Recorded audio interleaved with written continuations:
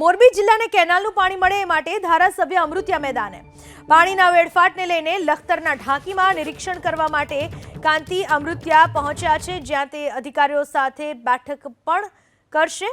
માળિયા અને હળવદ તાલુકાને પાણી મળે એ માટે ગાંધીનગરમાં પણ અધિકારીઓને અનુરોધ કરશે। હળવદ અને માળિયા તાલુકામાંથી નર્મદા કેનાલ પસાર થાય છે અને ઢાંકીથી પાણી છૂટે તો રાજકોટ, મોરબી, જામનગર અને કચ્છને પીવા માટે પાણી મળે છે, જેથી પાણીનો બગાડ ન થાય એ જરૂરી છે।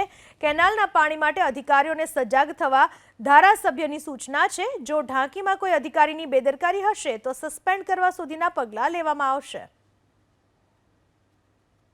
સુરેન્દ્રનગર જિલ્લાના લખતર તાલુકાના ઢાંકી પમ્પિંગ સ્ટેશન જે એશિયાનું નંબર 1 પમ્પિંગ સ્ટેશન છે અને ત્યાં સુરેન્દ્રનગર સિવાય મોરબી, કચ્છ, રાજકોટને પણ પાણી અહીંથી પ્રોવાઈડ કરવામાં આવી રહ્યું છે। ત્યારે સુરેન્દ્રનગર જિલ્લા સિવાય મોરબીના ધારાસભ્ય શ્રી કાંતિભાઈ અમૃતિયા જેઓ દર સાલ એમને મોરબીમાં પાણી માટે વલખા મારવા પડે છે, ત્યારે ઢાંકી પમ્પિંગ સ્ટેશને આવી અને આજ રોજ ઢાંકી પમ્પિંગ સ્ટેશને કડક સૂચનાઓ આપશે, અધિકારીઓ સાથે બેઠક કરશે અને પાણીનો જે વેડફાટ થઈ રહ્યો છે તે અંગે સર્વે કરશે। જિગ્નેશ પંડ્યા, એબીપી અસ્મિતા, સુરેન્દ્રનગર।